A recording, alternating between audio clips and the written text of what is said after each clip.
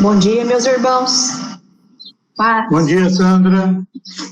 Vamos começar a nossa aula, então. Hoje nós vamos, queridos, finalizar o tema armadura, né, de Deus.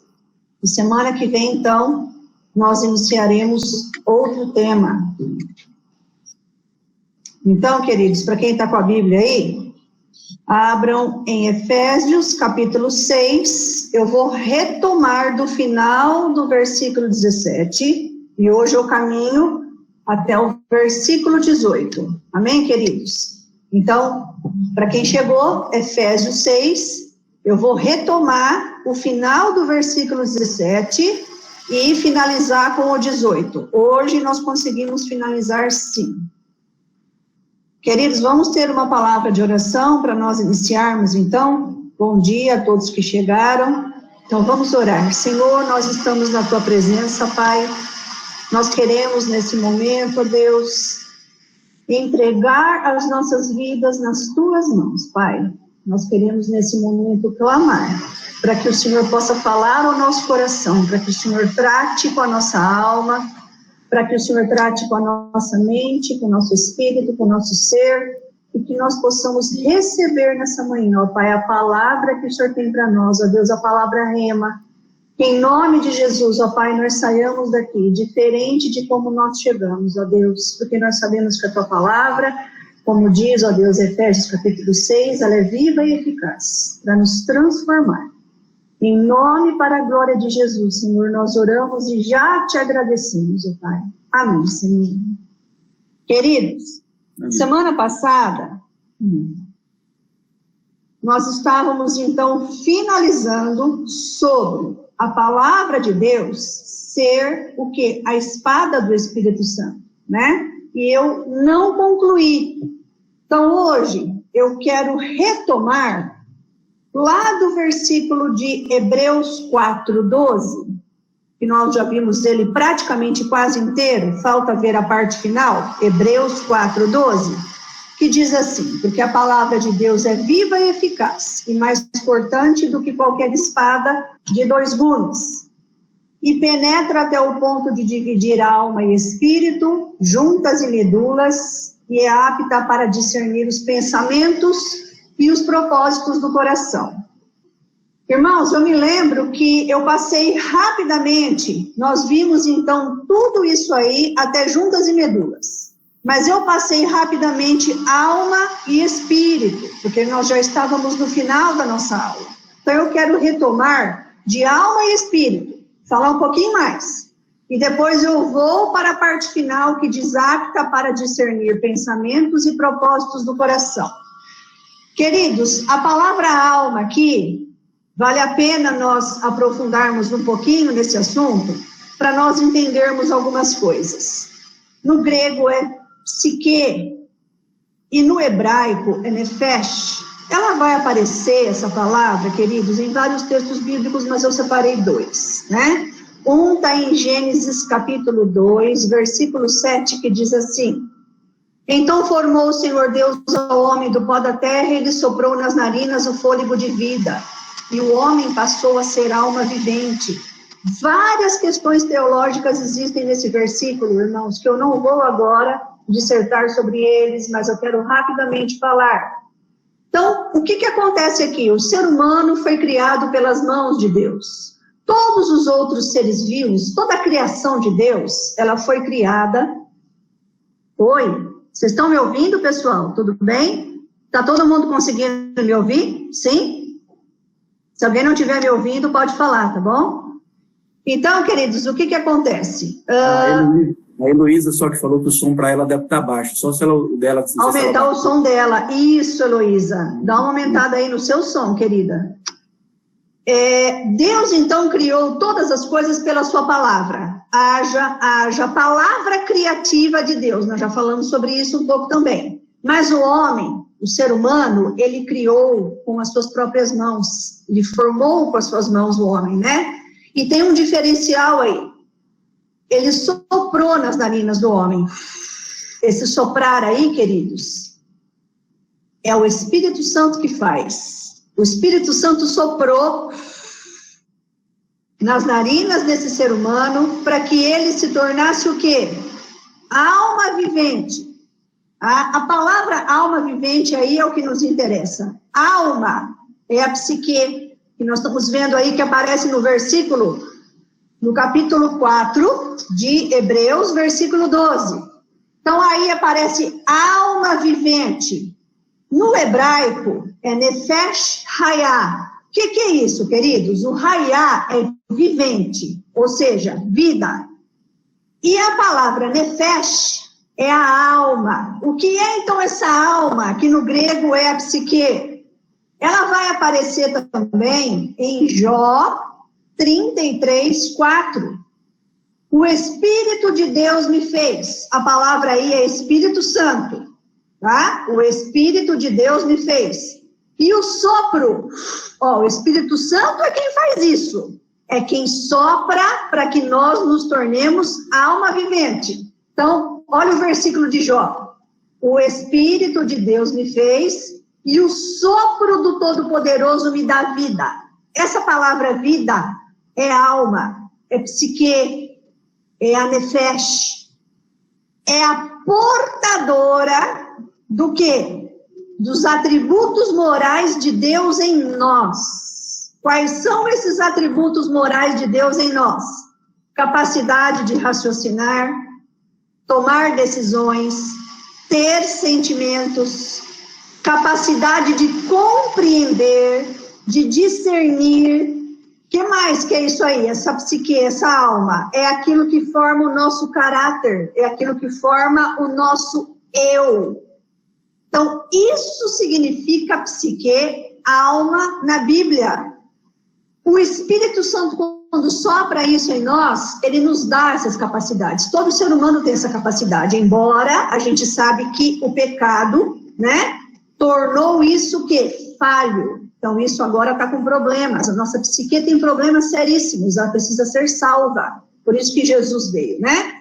Então, a gente entende tudo isso da seguinte maneira. A psique, ela revela, diante de mim, de você, biblicamente, a disposição que nós temos em face das escolhas da vida. Todo dia nós temos que fazer escolhas. É a nossa psique, que foi soprada pelo Espírito Santo, que nos dá a capacidade de tomar decisões, né?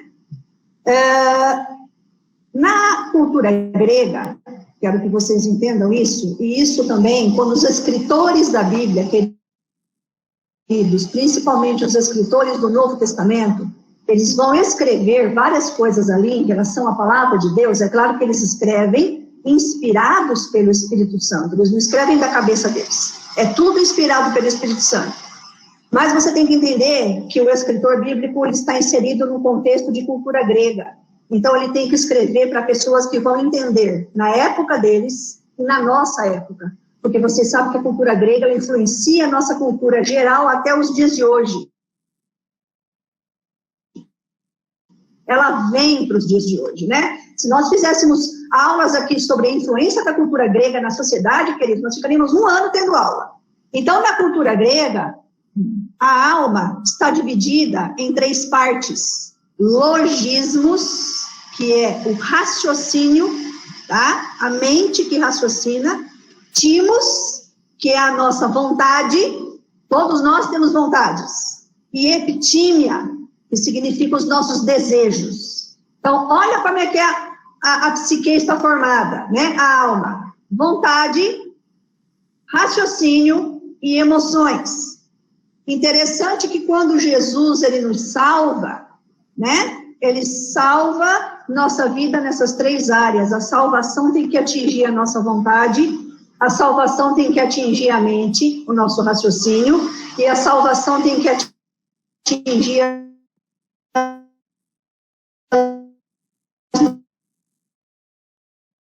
nossas emoções, queridos. Então, nessas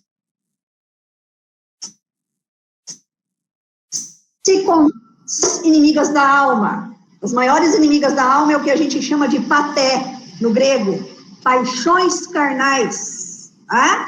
as paixões carnais existem em nós por causa do pecado. Não foi criado em nós, mas existe a partir do momento da queda. E a Bíblia, ela tem um texto para falar aqui sobre paixões carnais inimiga da alma. Está em 1 Pedro 2,11. Amados, exorto-vos como peregrinos e forasteiros que sois, a vos absterdes das paixões carnais. A palavra aí é paté, tá? Que fazem o quê? Guerra contra a alma, contra a psique. Como o diabo sabe que as paixões carnais que estão em nós fazem guerra contra nós, ele se utiliza disso. Por isso que a palavra de Deus, que o Espírito Santo aí usa como espada, ela tem que chegar na alma. A palavra de Deus tem que transformar a alma. A palavra de Deus, através de Jesus que nos salva, tem que chegar até o mais profundo do nosso ser. Para quê? Para que as nossas paixões carnais sejam entregues ao controle do Espírito Santo. Queridos, para que ela não nos domine. Nós vamos ter paixões carnais todos os dias, que são os desejos carnais. O que precisa acontecer? Ter os desejos carnais é uma coisa, agora concretizá-los, isso a gente pode impedir, através da palavra de Deus que entra na nossa psique, no poder do Espírito Santo, que vai o quê? Nos dar capacidade para nós não satisfazermos os desejos da carne. Essa é a luta espiritual que está no nível da psique, queridos. E, finalizando então, nossa psique precisa estar no controle do Espírito Santo, ou seja, precisa ser dominada pela palavra de Deus, para que nós possamos vencer os ataques de Satanás. E tem uma outra palavra aí, né, que o texto vai dizer que a palavra de Deus penetra alma e espírito, certo? O espírito aí, queridos, a palavra grega é pneuma, tá? Pneuma é respiração. Você e eu estamos respirando. A respiração é pneuma em grego. Em hebraico é ruá, tá? Então, pneuma aí significa sopro, vento, movimento dinâmico do ar, respiração, princípio vital. Tudo isso aí é pneuma. Mas como a palavra de Deus está trazendo para nós aí Espírito Santo, então ela está falando de pneuma hagion, ou hagion. Pneuma hagion significa Espírito Santo. Já já eu vou falar para vocês dessa palavra santo, no versículo 18. Queridos, o que significa isso? O Espírito que habita em nós é justamente aquele elo de ligação entre a nossa alma e Deus, tá? É algo difícil de nós, digamos assim, explicar, porque biblicamente nem mesmo os autores bíblicos conseguiam ter uma dimensão completa do que é o Espírito no homem, mas esse Espírito é colocado somente no ser humano, né? Esse Espírito, na verdade, é aquilo que liga o imanente com o transcendente. Todo ser humano, queridos, todo ser humano, sem exceção, até aqueles que você fala ou que se dizem ateus, ok? Todo ser humano foi criado com a necessidade de entrar em contato com Deus. Até mesmo aquele que é ateu, ele tem necessidade de entrar em contato com algo mais que está além dele. Então, muitas vezes, ele vai o quê? Pegar filosofias seculares e tornar aquilo que? Modo de vida seu. Porque ele tem necessidade de transcender aquilo que ele é. O imanente, queridos, é a nossa vida material, física. Nós temos um corpo, correto? Esse corpo está no imanente. Nós vivemos num planeta Terra. Nossos pés estão grudados no planeta Terra. Nós vivemos aqui e nós precisamos alimentar o nosso corpo. Nós precisamos nos vestir. Nós precisamos o quê? De necessidades básicas para o corpo. Isso é o imanente. Que Deus nos criou assim. Mas Deus nos criou com espírito. O espírito é o transcendente. É aquilo que nos liga a Deus. É aquilo que leva a gente a almejar o Senhor. Por isso que a natureza humana, queridos, ou seja, o homem, o ser humano, ele só se torna completo, totalmente completo, vivo, ele só tem sentido na sua vida quando ele está ligado a Deus, porque Deus nos criou dessa maneira. Então, o Espírito é aquilo que nos leva ao Senhor, que nos leva a Deus. Provérbios 20, 27 diz assim: o Espírito do homem é a lâmpada do Senhor, a qual esquadrinha todo o mais íntimo do corpo. Olha que coisa interessante. Então, o Espírito do homem é aquilo que o Espírito Santo usa, que Jesus ilumina, é a luz de Deus no ser humano, que faz com que o quê? Com que o ser humano seja esquadrinhado, esteja na presença do Senhor. Isso, biblicamente, seria o Espírito. É dado pelo Espírito Santo, viu, queridos? Na verdade, nós temos o Espírito, porque o Espírito Santo coloca isso em nós. E assim, queridos, nós vamos então caminhar agora para a parte final, voltando para Hebreus 4:12. Então, a palavra de Deus, ela é viva e ela é energética, eficaz. Eu falei isso com vocês semana passada. Ela é mais cortante do que qualquer espada de 2 gumes. A machaira, lembra dessa espada? E ela penetra ao ponto, então, de chegar, né, até a alma e o espírito. A palavra de Deus chega lá. Ela chega nas juntas e medulas. E ela é apta para discernir.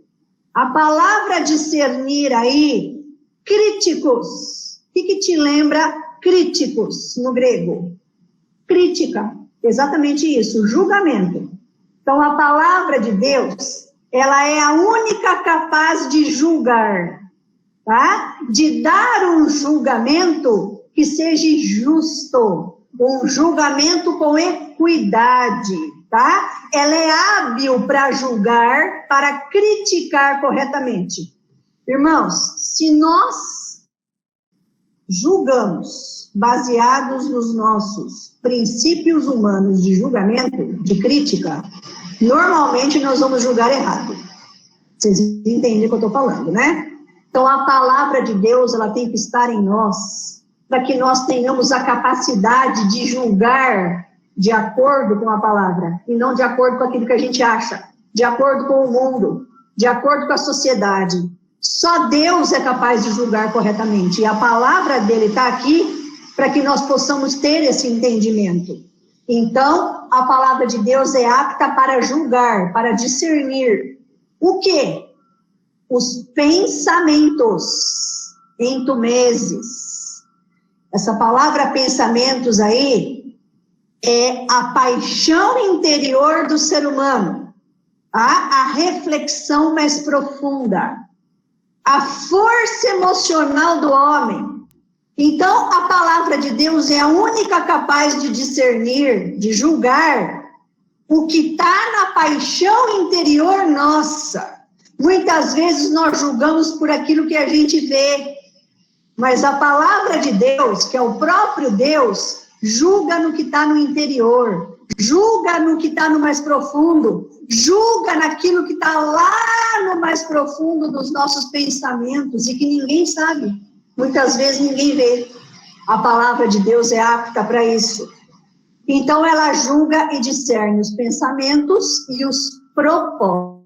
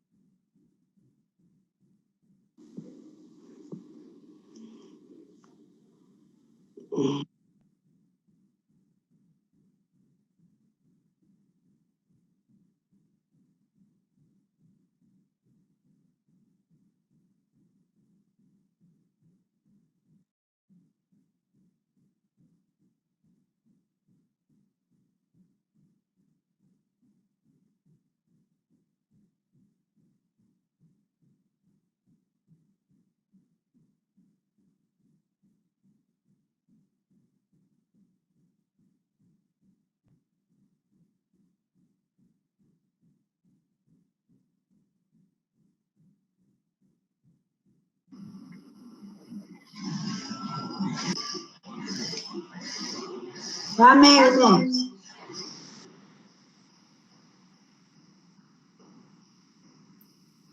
Deu uma caída no sinal, Sandra, mas agora está voltando.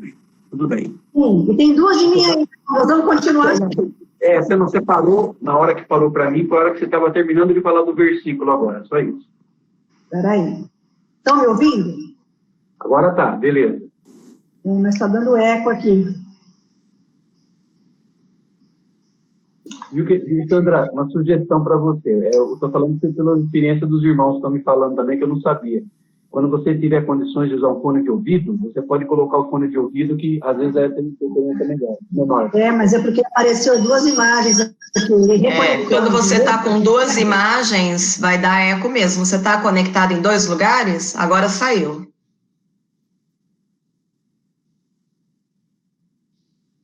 Eu não estou te ouvindo agora. Eu acho que ela saiu de novo. Não, ela tá lá, mas ela... Aí. É porque o que eu estava reconectou. E aí eu entrei de novo, entendeu? Bom, vamos lá, queridos. Voltando, então. Tecnologia, né?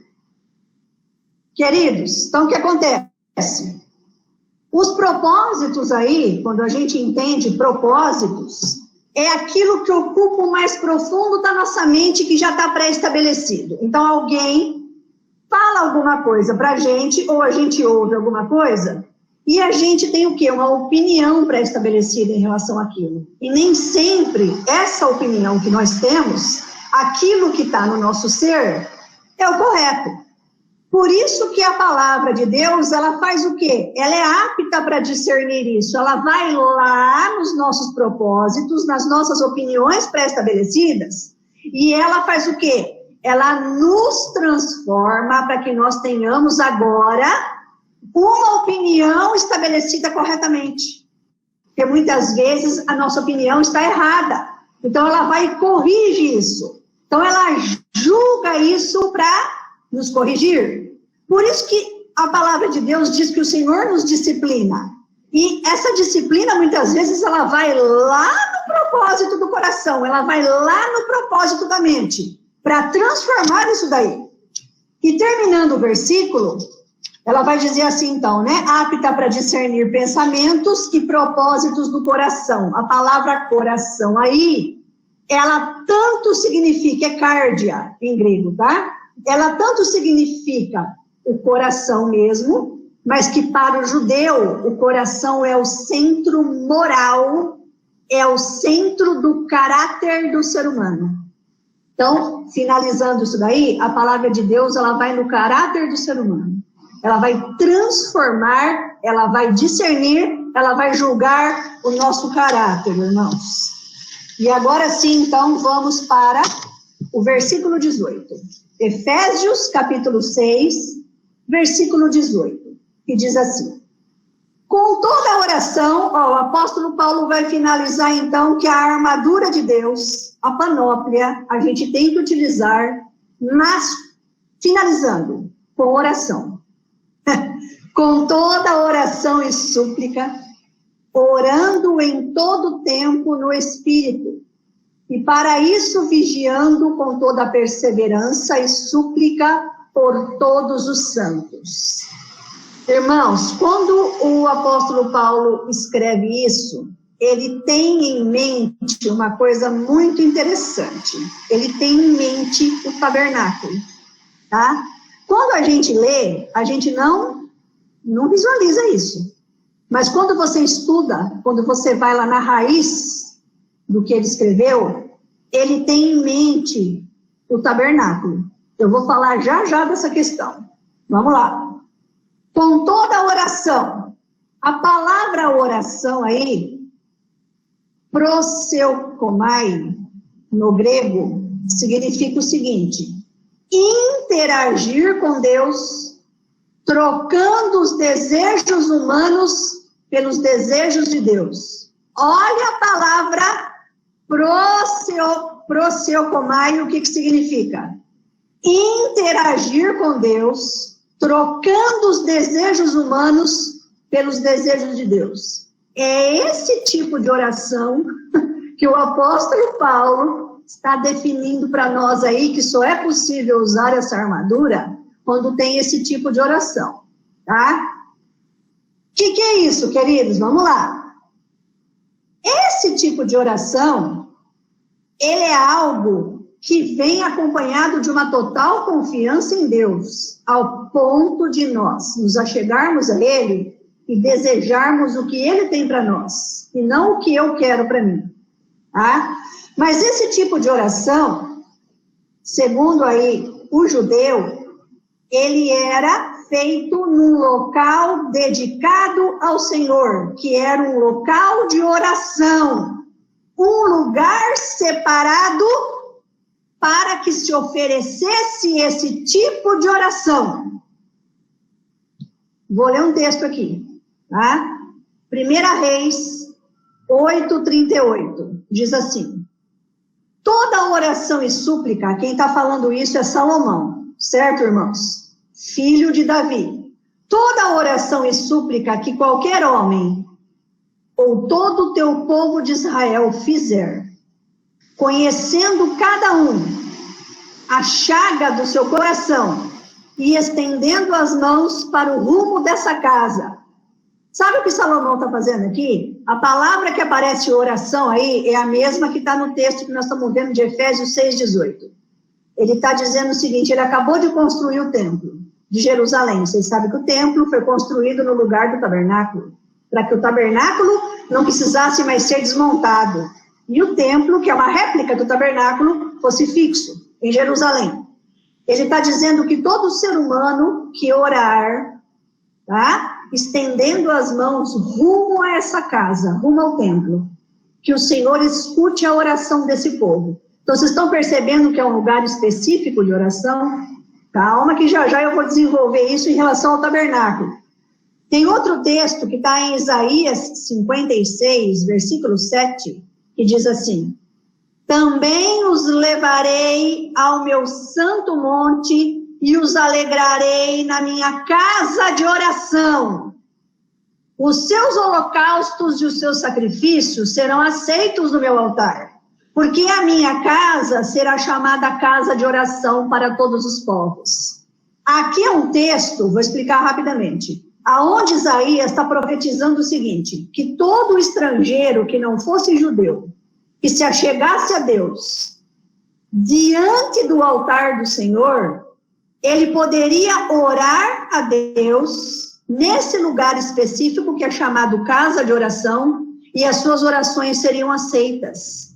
Isso, queridos, é um texto profético. Isaías está falando para os estrangeiros da época, mas Isaías está falando também para a nova aliança, que viria com Jesus.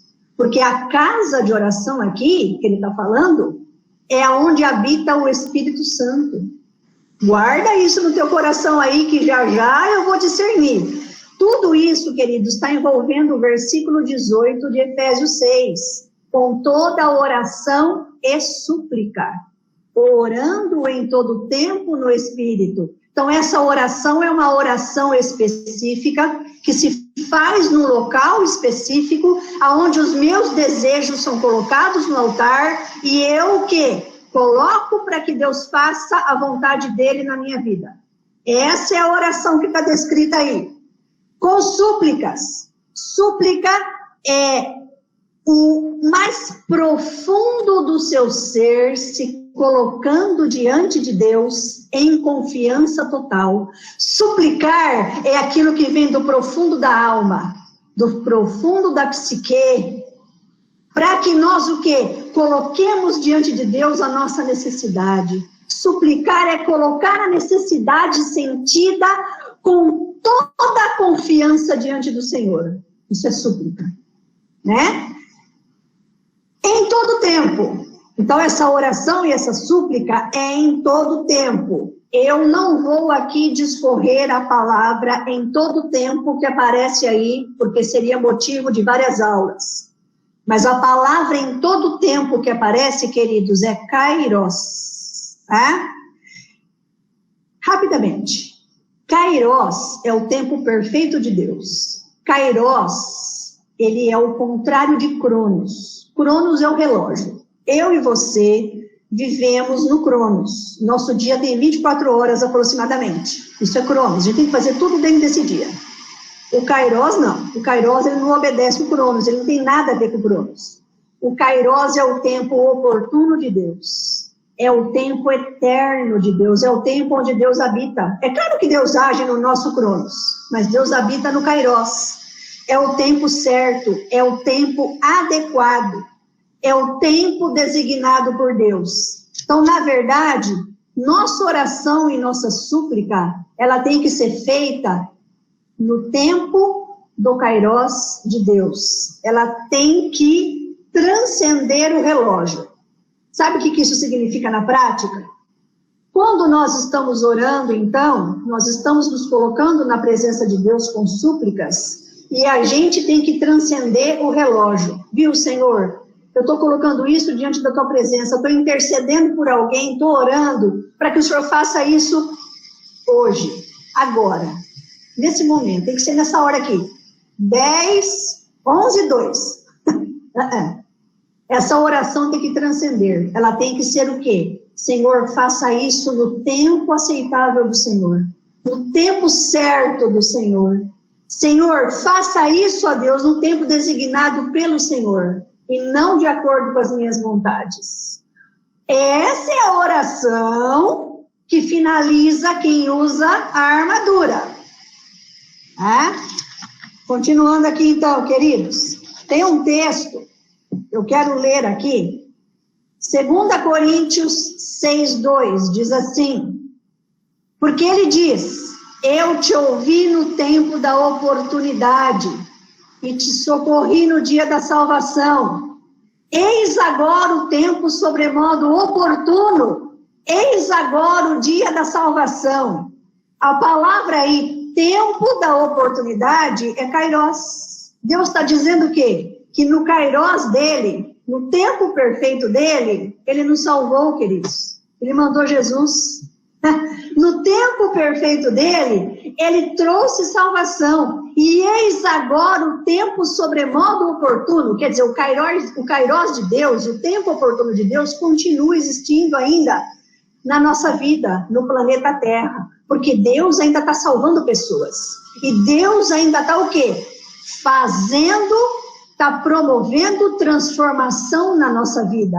Então, nós estamos agora no tempo oportuno de Deus, para nós fazermos as nossas orações. E ele vai além, com toda oração e súplica, orando em todo tempo, mas de que maneira? No Espírito. Essa palavra Espírito que aparece aí em Efésios 6:18 é maiúscula, começa com a letra maiúscula. Então, esse Espírito aí é Espírito Santo. Tá? Nós temos que fazer essas orações de que maneira? Na presença do Espírito Santo. Daqui a pouco eu volto nisso. Continuando o versículo. Vigiando com toda perseverança por todos os santos. Vigiando. Esse vigiar aí é sem folga. Queridos, todos nós aqui trabalhamos. Ou a gente trabalha em casa ou trabalha fora de casa. Mas a gente tem tempo de folga. Não tem período que a gente tem que respirar, dar uma relaxada, parar de trabalhar. Então, aqui está dizendo o seguinte, que essa oração e essa súplica não pode ter folga. Não tem. Nós temos que estar como que? Vigilantes, acordados, observando o tempo todo. Quer dizer que eu tenho que ficar 24 horas do dia orando? Não. Significa que eu tenho que estar 24 horas do dia sensível local que o Espírito Santo colocar na minha alma, para que eu possa orar e colocar diante de Deus. Estar 24 horas do dia na presença do Espírito Santo, recebendo o que ele tem para mim e para você. É isso que o texto está falando. Sem folga. Porque se eu baixar a guarda, se eu parar isso, se eu deixar o Espírito Santo parar de agir em mim, eu abro brecha para o diabo. E aí vem o quê? Vem a apaté, as paixões carnais para me derrubar. É isso aí que o texto está falando. Então, vigiando com toda a perseverança. Irmãos, a palavra perseverança aí, proscatereses, significa firmeza que prevalece quando eu estou interagindo com Deus. Constância, devoção dedicada a Deus o tempo todo. Estar na presença de Deus o tempo todo. Então, essa perseverança é estar firme na presença do Senhor. Isso significa que quando eu e você não estamos orando, estamos fazendo outras coisas, nós estamos ainda permanecendo firmes na presença do Senhor. Por quê? Porque nós estamos em comunhão com Ele, tirando o quê? Tirando do nosso dia momentos e lugares para pararmos tudo e orar. Estarmos na presença dEle. Tá? Estamos fazendo o quê? Momentos devocionais com Deus diário. Quando a gente sai dessa devocional de Deus, a gente não sai da presença de Deus. A gente continua na perseverança com Ele, porque nós estamos diariamente buscando o Senhor. Se a gente não estar diariamente buscando o Senhor, isso não acontece. Tá? Aí ele continua dizendo o seguinte, orando em todo tempo, no Espírito, para isso vigiando, acabamos de falar, né? Com toda perseverança na presença do Senhor, e súplica por todos os santos. Por todos os santos. A palavra santos aí é hagios, é a mesma que aparece no Espírito Santo, pneuma hagion. Tá? O que significa essa palavra santos? Separados por Deus para ser exclusivamente dele. Opa! Então quer dizer que não cabe ninguém aí. Não cabe aí o meu eu. Senhor, eu pertenço a mim. Aí o Senhor age de vez em quando. Separados por Deus para ser exclusivamente dele. Semelhança. Olha, isso aqui o que eu vou falar agora é profundo, hein? Entenda aqui, irmãos. Semelhança da natureza com o Senhor. Por que eu sou semelhante com o Senhor na minha natureza? Porque agora eu sou Deus, então? Não. Porque agora já não sou eu, mas quem vive? É Cristo que vive em mim. Tá? Por isso que eu sou distinto, distinto do mundo. Separado, diferente do mundo. Porque eu sou do Senhor. Isso é ser santo. Mas o ser santo aí, o hagions, também vai além. Significava para o judeu, no Antigo Testamento, um local sagrado onde Deus habita. É aqui que remonta também o tabernáculo. Todo esse versículo remonta o tabernáculo. É um local sagrado onde Deus habita. E esse local sagrado onde Deus habitava, no tabernáculo e no templo, era chamado de Santíssimo Lugar. Certo, irmãos? A gente tem lá em Hebreus, capítulo 9, versículo 3, que diz assim, por trás do segundo véu se encontrava o tabernáculo, que se chama o Santo dos Santos. Essa palavra Santo dos Santos aí, que estava dentro do tabernáculo, onde estava a Arca da Aliança, ela é chamada Hagia Hagion, Santo dos Santos. Então, nós aqui estamos sendo descritos, nós santos, como sendo da mesma natureza que aquele lugar lá que estava dentro do tabernáculo, o Santíssimo Lugar. Muito bem, irmãos. Continuando então, vamos lá. A oração, ela tem que ser, então, o ar que eu respiro. O ar espiritual do soldado de Cristo. O soldado de Cristo que somos nós, temos que respirar a oração. E isso tem que ser diário. E esse respirar nosso tem que ser o quê? Através do Espírito Santo, para que nós possamos ter comunhão diária com Deus. Sem oração, nós não estamos prontos para o combate, e nós vamos ter derrotas. Sem que isso faça parte da minha vida e da tua vida, nós nos tornamos o quê? Vulneráveis às paixões carnais. E aí nós seremos soldados derrotados por Satanás e pelo pecado. Nós não podemos lutar nessa guerra nas nossas próprias forças, mas tem que ser através do poder do Espírito Santo. E isso só é possível através do respirar oração, diariamente. Tá? Essa oração, queridos, tem que ser assistida pelo Espírito Santo. Ela tem que ser através dele. Por isso que o texto vai dizer que nós temos que orar o tempo todo no Espírito, através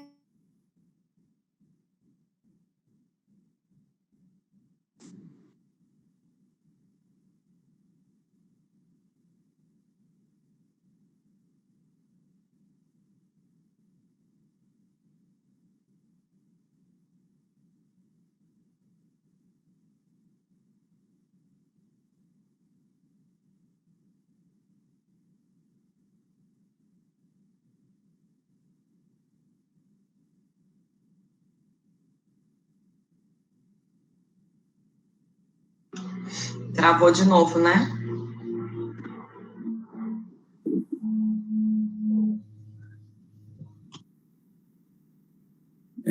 Travou sim. Travou aqui também. Aqui também. É a internet dela que cai.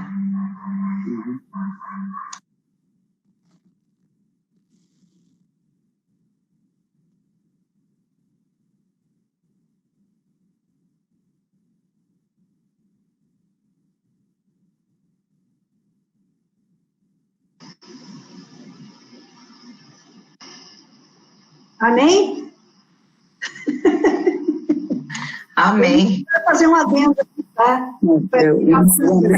Eu não vou no Wi-Fi, viu, querido? O amém tem uns 3 minutos antes do amém, aí que ficou parado. Exato. Eu estou roteando aqui o que eu tenho no meu 4G do meu celular. Teoricamente, eu já conversei com a Vivo sobre isso. Não deveria cair, ok? Mas a classe está vamos fazendo deixar oração. o mais para lá. Viu? A classe está fazendo oração. Viu, Sandra? A classe está fazendo oração para você ter um Wi-Fi na sua casa, em nome de Jesus. Amém. Amém, pastor. Logo. Então, queridos, continuando aqui. A atmosfera da Terra é o que permite que a gente respire. Se nós não tivermos atmosfera, não tem respiração. Se não tem respiração, não tem vida. Então, o Espírito Santo, irmãos, eu quero fazer essa comparação, tem que ser a nossa atmosfera, tá? Se não tiver o Espírito Santo, a gente não respira, e essa respiração é a oração.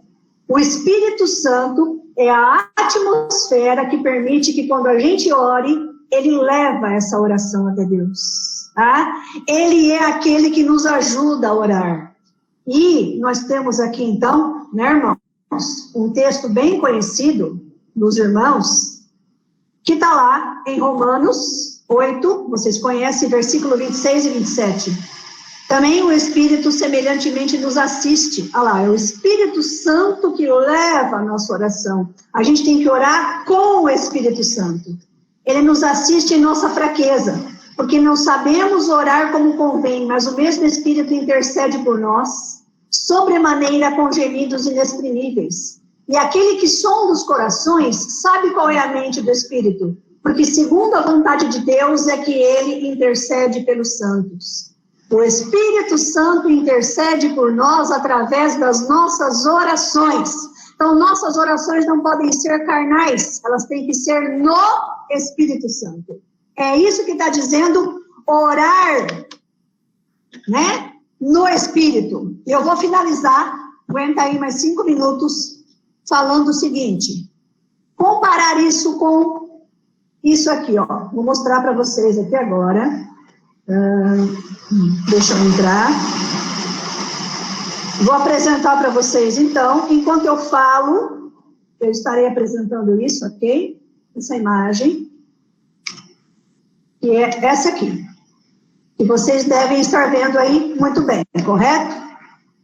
Queridos, isso aqui é uma imagem dentro do tabernáculo.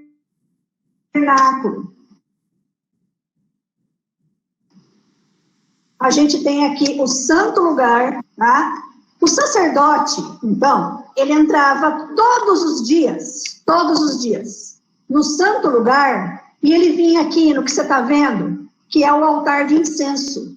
Esse altar de incenso, queridos, ele queimava o incenso diariamente, isso aí não podia apagar. Por quê? Porque esse incenso queimando aí simbolizava as orações chegando até Deus. A brasa que tinha nesse altar, que tinha que estar acesa diariamente, ela era uma brasa que não saía, a pessoa não podia entrar com uma brasa de fora e colocar aí no altar de incenso. Essa brasa, ela tinha que vir do altar do holocausto, que ficava do lado de fora do tabernáculo, no átrio. O que isso significa? O altar do holocausto era o altar do sacrifício. Queridos, Jesus foi o nosso sacrifício. Então, ele simboliza o altar do holocausto. E a brasa que saía deste altar do holocausto simbolizava o quê? Esse fogo que era levado para dentro do altar de incenso é o Espírito Santo. Quem é que manda o Espírito Santo? Jesus. Ele está aqui porque Jesus o enviou. Então, o Espírito Santo é a brasa que vem e queima 24 horas no dia nesse altar de incenso. E esse incenso aí simboliza as nossas orações chegando até Deus. Então, vocês estão entendendo como é que esse versículo de Efésios 6,18, o apóstolo Paulo vai trazer essa simbologia toda do tabernáculo? O incenso representa, então, hoje, as nossas orações. Mas ela tem que chegar até Deus através de quem? Através das brasas do altar, que é o Espírito Santo queimando o fogo do Espírito Santo. E ele tem que queimar o tempo todo, ou seja, no kairós de Deus. O tempo inteiro, no momento oportuno, no tempo onde Deus habita. O tempo todo, não pode apagar isso aí. Nem as nossas orações e nem o fogo do Espírito Santo. Mas, quem entrava nesse lugar, quem tinha permissão para isso, era o sacerdote e o sumo sacerdote. Ninguém podia entrar que não fosse ele. Mas hoje, querido, o que nós somos? Sacerdócio universal. Nós não precisamos do sacerdote para levar o quê? As nossas orações diante de Deus. Essas brasas, elas estão sempre queimando, porque o Espírito Santo está dentro de nós. Então, hoje, aonde que é a casa de oração?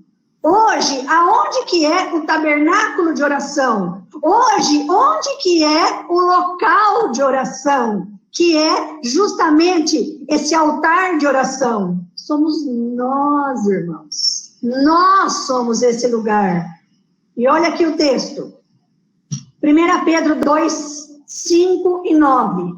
Também vós mesmos, como pedras que vivem, sois dedicados casa espiritual para serdes sacerdócio santo, a fim de oferecerdes sacrifícios espirituais, queridos, que são as nossas orações, agradáveis a Deus por intermédio de Jesus. Olha lá, o altar do sacrifício.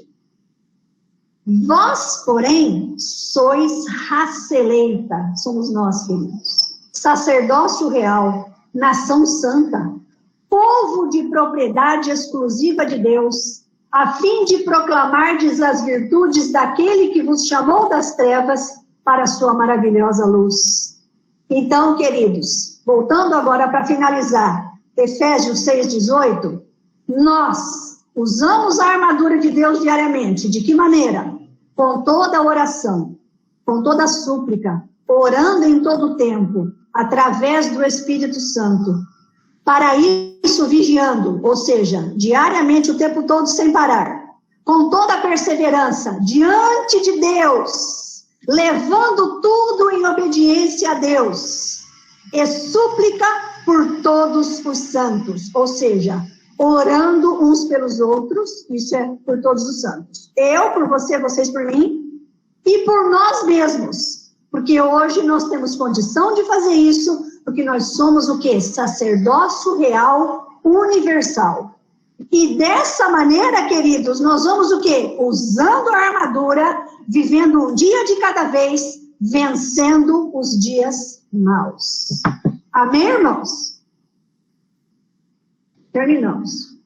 Avancei um pouco aí, porque eu tive que terminar, então, todo esse estudo sobre a armadura de Deus. Vocês terão uma gravação no meio da semana, e nós vamos terminar com uma palavra de oração, e eu vou pedir ao pastor Sidney para orar. Amém? Fechar esse estudo todo.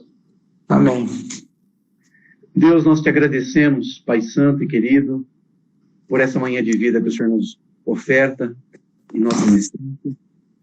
E te agradecemos muito especialmente, Senhor, pela tua palavra, porque ela nos revela que o Senhor, desde sempre, o plano perfeito foi sempre revelar-se àquele que o Senhor mesmo colocou nesse planeta, como Deus, Senhor Criador de todas as coisas, mantenedor das nossas vidas.